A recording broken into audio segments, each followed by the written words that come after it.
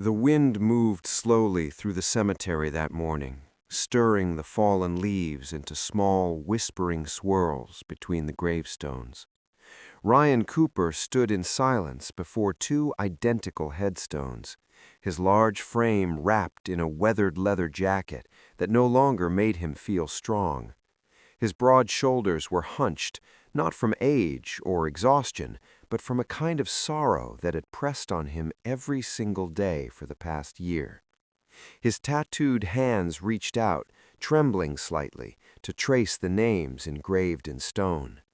Emma Cooper and Grace Cooper, his little girls, born 6 years ago, gone, or so he had believed, nearly 1 year to the day. "Hey, my angels," he whispered, voice thick with gravel and grief. "Daddy's here." He knelt slowly, joints aching, not from years on the road as a biker, but from the weight of memory. The scent of grass and stone filled his nose as he placed 2 small daisies at the base of the markers, flowers they'd loved when they were still painting the world with laughter. The silence around him was deafening, broken only by the sound of distant crows and the crackling leaves beneath approaching footsteps. Ryan didn't turn around. He thought he was alone, until a small voice reached his ears. "Mister?" It was barely more than a whisper. Ryan looked up, startled, and turned toward the source of the voice. Standing just beyond a nearby oak tree was a boy, maybe 7 or 8 years old, dressed in clothes far too big for his tiny frame, torn at the seams and stained with dirt. His eyes, though shadowed with caution, held something else: urgency, pain, and truth. "You okay, kid?" Ryan asked, his voice rougher than he intended. The boy stepped closer, cautiously, his thin sneakers crunching over dry leaves. "Your daughters," he said quietly. They're not dead." Ryan froze, his breath caught in his chest.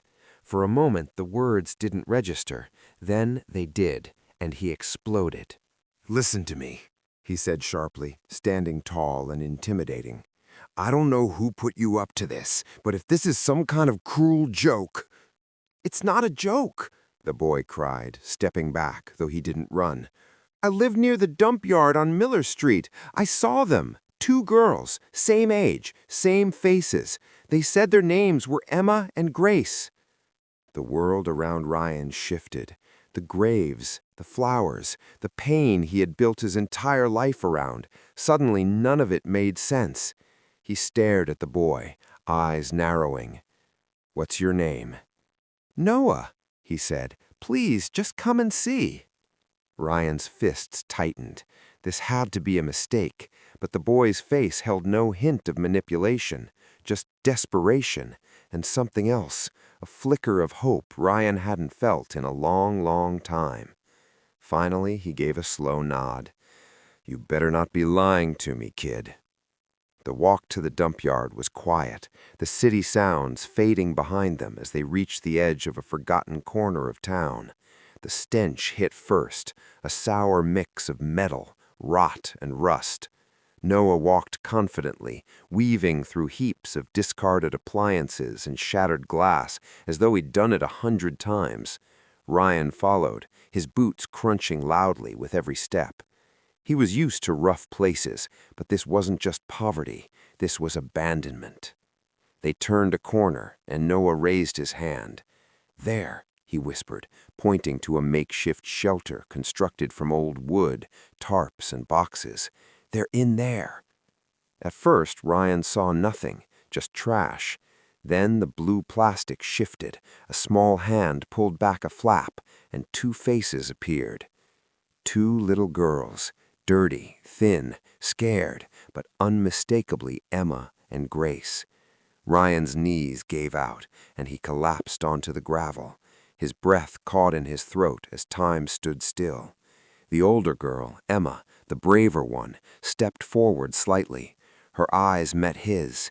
Then she whispered, almost too soft to hear, "Daddy?" Everything Ryan had believed, everything he thought he knew about that terrible day 1 year ago, it all shattered in that single breath. Ryan did not remember how he carried his daughters out of the dump yard. Later, the details would blur together in his mind, like a dream he was afraid to wake from. He only remembered the weight of them in his arms, far lighter than they should have been, and the way they clung to his jacket, as if letting go might make him disappear. Emma held herself stiff, alert to every sound. Grace buried her face against his chest, trembling whenever he took a step. Ryan kept whispering the same words over and over. "I've got you. You're safe now. I'm here." He wasn't sure if he was trying to convince them or himself. Back in his small apartment, the silence felt different. No longer empty, but fragile. The girls sat close together at the kitchen table, barely touching the food he placed in front of them. They watched him with wide eyes, as if measuring every movement, every breath. Ryan noticed how Emma positioned herself between him and her sister, how Grace flinched when a car passed outside the window. These were not the carefree children he remembered. These were children who had learned to survive. The phone rang early the next morning. Ryan almost ignored it. When he answered, the voice on the other end was calm, professional, and distant. It belonged to a representative from Child Protective Services. She explained that a report had been filed after neighbors saw 2 young girls living with him. According to their records, Emma and Grace were still wards of the state. Ryan felt the floor shift beneath his feet. He told her they were his daughters, that he had been told they were dead, that he had buried them. There was a pause on the line, followed by a careful response. There appeared to have been a serious error in the original case file. After the accident that killed their mother, the girls had been found disoriented near the scene.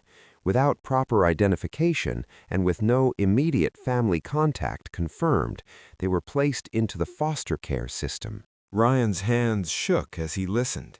He had been at the hospital. He had identified bodies. He had trusted what officials told him during the darkest moment of his life. Now he was being told that while he mourned, his daughters were being moved through a system that never truly saw them. The next words cut even deeper.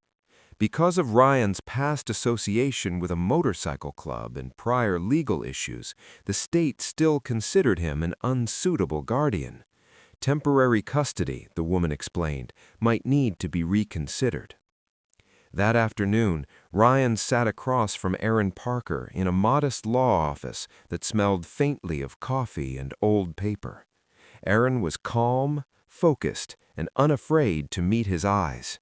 She listened without interrupting as he told her everything, from the cemetery to the dump yard, from the phone call to the fear that his daughters might be taken again.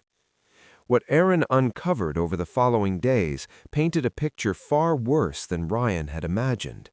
According to publicly available records from child welfare oversight agencies in the United States, thousands of children each year experience placement disruptions due to administrative errors and understaffed systems. In Emma and Grace's case, the trail led to a social services supervisor named Richard Hale. Hale had signed off on the original report marking the girls as legal orphans. He had approved their placement into a foster home that had already been flagged multiple times for safety concerns. Those reports had never been fully investigated. Aaron found evidence that paperwork had been altered, complaints minimized, and warnings ignored. Ryan struggled to contain his anger as Aaron laid out the facts. This wasn't just a mistake, it was a chain of neglect. The system that was meant to protect vulnerable children had failed to protect his. Meanwhile, at home, Ryan focused on what he could control. He cooked simple meals. He spoke softly.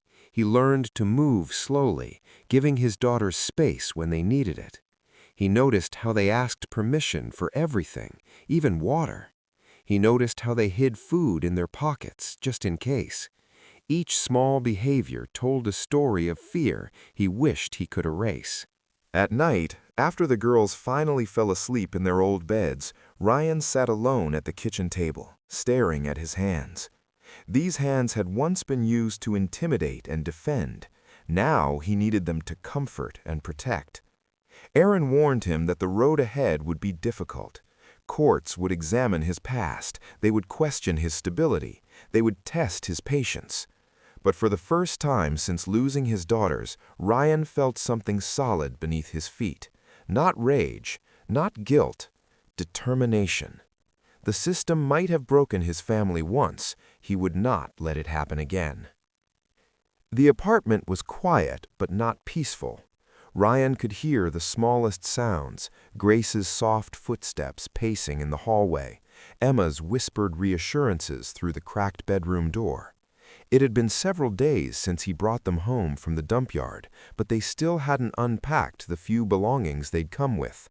Their old toys, long untouched in the corner of their room, were met with hesitation, not joy. What used to be familiar now felt like a stranger. Ryan moved slowly through each day. He made simple meals, grilled cheese, scrambled eggs, tomato soup. He sat with them at the table but didn't push conversation. Sometimes they ate in silence, the only sound the clink of spoons and forks. He let them take the lead, even if it meant waiting in long stretches of quiet. Emma, the older of the two by minutes, had started watching the door more often, keeping herself between her sister and any perceived threat. She wouldn't sleep unless the lights were on, and even then she often woke with a start, clutching her blanket like a shield. Grace, meanwhile, barely spoke at all. She followed Emma's lead, her eyes always scanning the room, always alert. Ryan began to see the outlines of their trauma in these small moments. He recognized the signs: hypervigilance, hoarding behaviors, refusal to make eye contact. As part of the court-mandated custody process, Aaron had gently suggested family therapy. At first, Ryan resisted. He wasn't the kind of man who talked about feelings. But one evening, after Emma asked if they could keep food just in case, he realized the damage ran deeper than anything he could fix with just time and kindness. Dr. Alan Brooks was a quiet-spoken therapist who didn't flinch at Ryan's size or his tattoos.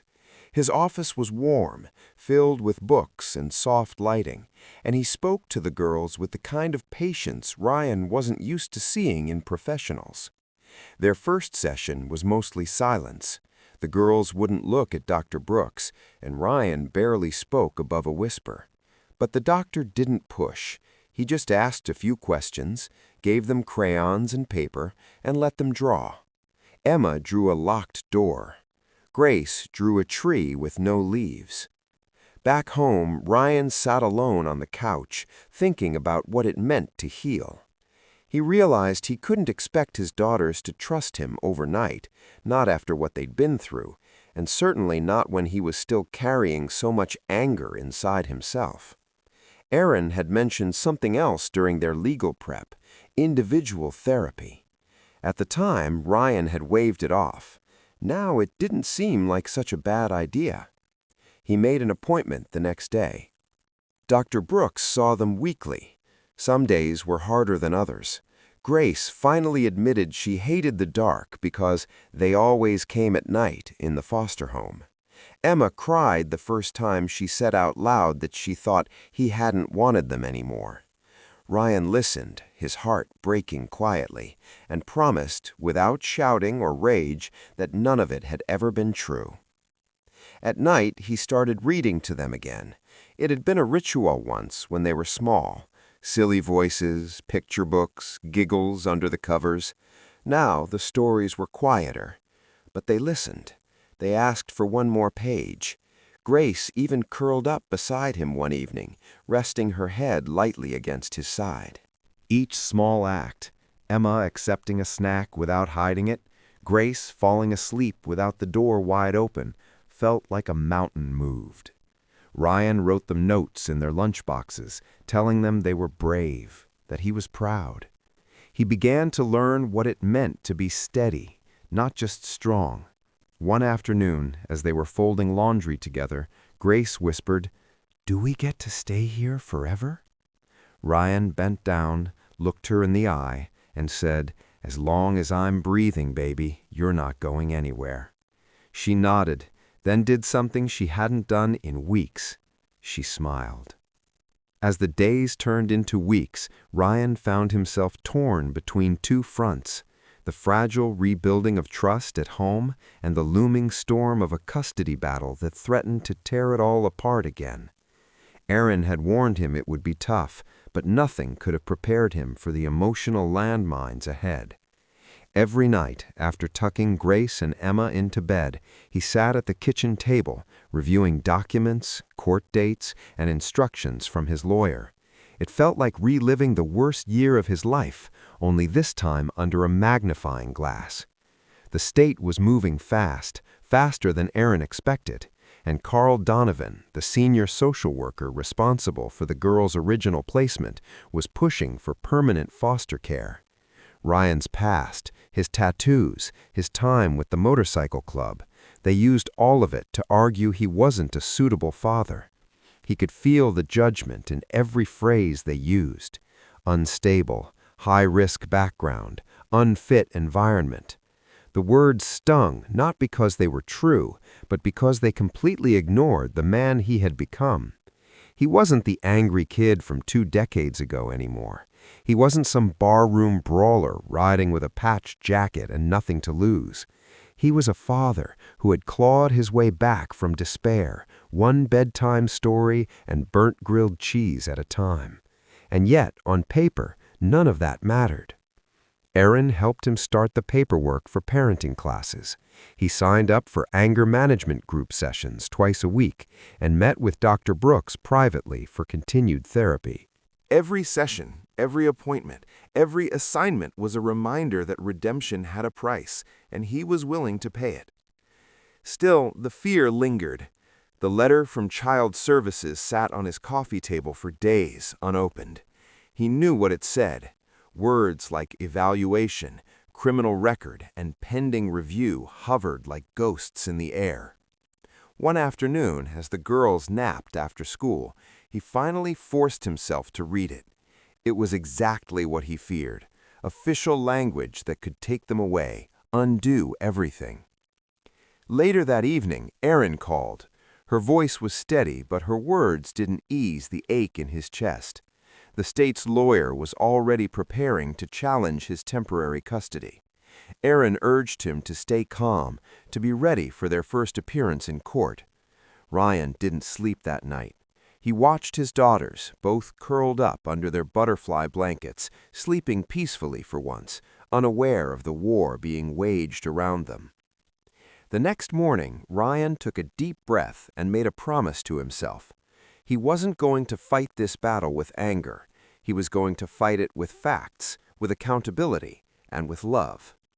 At the next group session, he raised his hand and talked, for the first time, about the guilt that still kept him up at night. He admitted his fears.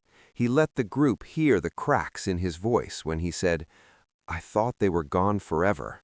I didn't ask enough questions. I didn't push hard enough. And now I'm scared I'll lose them again for good." Dr. Brooks told him later, "You can't rewrite the past, Ryan, but you're writing the future, and you're doing it with open hands, not clenched fists." By the time the court hearing date was set, Ryan had completed 4 parenting classes, 6 anger management sessions, and had 3 letters of testimony from neighbors who'd seen the change in him firsthand. Mrs. Jacobs, the elderly woman across the hall, had even written that Grace and Emma brought her cookies every Sunday afternoon. "They are always laughing when they leave his apartment," she wrote, "and that man never used to laugh at all." Ryan held on to those small details like lifelines, not because they guaranteed a victory, but because they told the truth about a man trying to become someone worthy of a second chance, not a perfect man, but a present father. As the day of the hearing approached, he sat with Grace and Emma at the park, the same park where they'd once clung to him in fear. This time, they were braver. Grace helped a younger child climb the slide. Emma showed another girl how to pump her legs on the swing. Ryan watched them and knew, win or lose in court, he was already fighting the right battle, the one that mattered most, the battle to be the kind of father who healed what had once been broken. The morning of the hearing arrived with a quiet heaviness. Ryan adjusted the simple black tie around his neck, his fingers trembling slightly. It had been years since he'd worn one, and everything about it felt foreign. The courthouse loomed above him, its concrete exterior cold and indifferent. But Ryan wasn't here to impress anyone with his appearance. He was here for Grace and Emma. Erin met him at the steps, her expression composed but serious. She handed him a small folder containing the documents they'd prepared together: parenting class certificates, therapy summaries, letters of character from neighbors and Dr. Brooks. "We've done all we can," she said, placing a steady hand on his shoulder. "Now we show them who you really are." Inside the courtroom, Ryan sat with his hands clasped tightly in his lap. Across the aisle, the state's attorney, Mr. Parker, methodically reviewed his files. He didn't glance Ryan's way, but his reputation preceded him, sharp, by the book, and ruthless when it came to contested custody cases. At precisely 9 o'clock, Judge Miriam Carter entered the room. Everyone rose, then sat again at her signal. The proceedings began quickly. The state presented its concerns: Ryan's past, his time with the motorcycle club, old assault charges, and what they called emotional volatility following the girl's supposed death. Erin countered with a calm, structured case, presenting evidence of Ryan's transformation: consistent therapy, active parenting, emotional stability, and, most importantly, the girl's well-being under his care. She even included recent school reports showing Grace's improved attendance and Emma's growing participation in class. When it was Ryan's turn to testify, he stepped into the witness box with a deep breath. He spoke plainly. He didn't hide from his past. He admitted his mistakes, the years he wasted, the rage he'd carried, the time he had lost to grief. But then he told them about the little girls who changed everything, about Grace's fascination with butterflies and Emma's quiet strength, about bedtime stories, therapy sessions, learning to cook pasta without burning it, and how he still messed up pancakes but tried anyway. "I don't claim to be perfect," he said, his voice thick but steady, "but I'm here, every single day, and I'm not going anywhere." He glanced toward the gallery where his daughters sat with a guardian. Their eyes met, and both girls smiled. That smile gave him strength. Just when Ryan thought the case couldn't turn either way, the judge surprised everyone by calling a final witness: Dylan. The young boy who had led Ryan to his daughters walked to the stand in clean clothes and a too-big jacket. His voice was soft, but his story cut through the courtroom like a blade. He told them how he found the girls in the dump, how they talked about their dad every night, how they believed he would find them even when they didn't believe in anything else. "They were scared, but they were brave," Dylan said. "They never stopped hoping their dad would come." When asked why he'd come forward, he simply answered, "Because he kept his promise." The courtroom fell quiet as Judge Carter took her time reviewing the documents. Her verdict came in a voice as calm as it was final. "This court finds sufficient evidence that Mr. Ryan Walker has taken meaningful steps toward rehabilitation and creating a safe, nurturing environment for his children. Full custody is hereby granted to Mr. Walker, effective immediately." Ryan didn't hear the rest. He turned just in time to see Grace and Emma running toward him. He dropped to his knees, catching them both in his arms. Their laughter and tears mingled as he whispered again and again, "You're safe, you're home, and no one's ever taking you away again." In the weeks that followed, the Walker home settled into something new. Not perfect, not always easy, but real. Ryan learned to braid hair, to sign school permission slips, to pack lunches, and to wake up early for missed buses. Therapy sessions continued, stories at bedtime remained sacred, and Saturday pancakes became a beloved ritual, even if they were still slightly overcooked. One evening, as the girls colored at the kitchen table, Ryan stood at the stove flipping pancakes just as the sun dipped low beyond the window. He looked over at Grace, her tongue poking out as she focused on drawing. Emma leaned against her, humming a tune he didn't recognize. For the first time in a long while, Ryan realized the house wasn't just full, it was whole. The early spring breeze stirred the budding trees as Ryan made his way through the cemetery, a bouquet of daisies in his hand. The ground was still damp from last night's rain, and the scent of earth reminded him of those long rides he used to take just to escape the noise in his head. Today, though, there was no escaping. Today was about remembering and about gratitude. He stopped in front of a simple stone marked with the name Natalie Walker. The letters were clean, the edges worn just slightly by time. He knelt down slowly, careful with his knees, and placed the flowers at the base of the stone. The silence settled around him, but it didn't feel heavy anymore. It felt like listening.